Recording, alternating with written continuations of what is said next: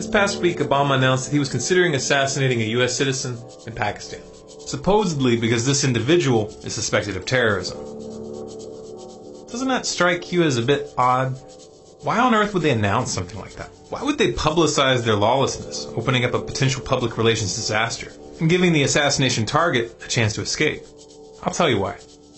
Because the real target of this stunt isn't some man living in a foreign country that may or may not have contemplated committing a crime.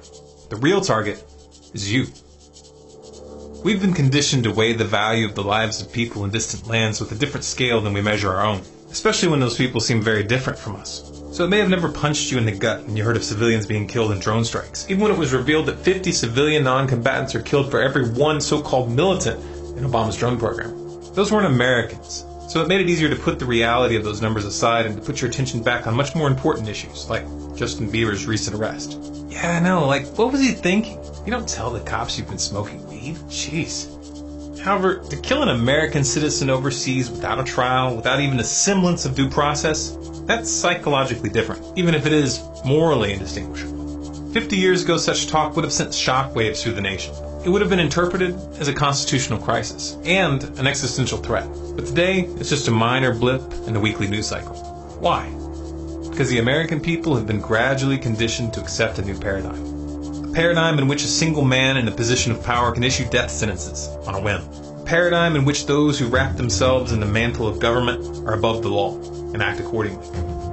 The power to kill or imprison without due process, the power to rule by edict, to sidestep and ignore the Constitution, these are the powers of a king. The ruling class is attempting to establish the cultural context for a modern monarchy, a dictatorship with the superficial trappings of a democratic system. I say the cultural context because this all depends on the acquiescence and participation of the population. This announcement by Obama is the perfect example of the method they have been using to psychologically condition the people. What they're doing here is getting you used to hearing about suspects being murdered in the field without a trial. And this isn't the first time they've done this. Remember the drone strike that Obama ordered that killed the American citizens Anwar al-Awlaki and his 16-year-old son? Oh wait, I forgot. Their skin is brown and they have funny-sounding names. They don't count. Well, I've got news for you. They do count. Because if you're willing to look the other way and rationalize the extrajudicial murders of those you have a hard time relating to, that sets precedent. And precedent is much more than a legal concept. It's a psychological principle. And that principle will enable the next president to pick up where Obama leaves off and to stretch those new powers even farther. Just like Obama expanded upon the abuses pioneered by the Bush administration.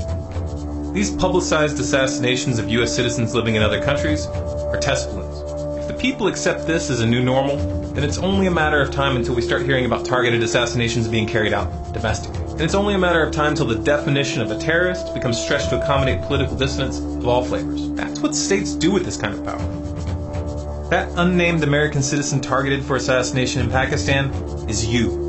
It's the future we are handing down to our children. It's the essence of our very way of life, the most basic protections that we have come to take for granted. That's what's really in the crosshairs, and all they need from you is your silence. If you recognize just how dangerous this trend of extrajudicial assassinations really is, and if you're willing to speak out, there's a link below which will give you a simple starting point. This video is non-commercial. If you have permission to download it, you can upload it to your own channel, or you can put it on DVD and pass it out on the streets. If you'd like to support our work, we have a donate button on our website, stormcloudsgathering.com. And if you'd like more videos like this, you can sign up for email updates on our website and look us up on Facebook, Twitter, and Google+. Also be sure to check out our new website, scgnews.com, for more news updates.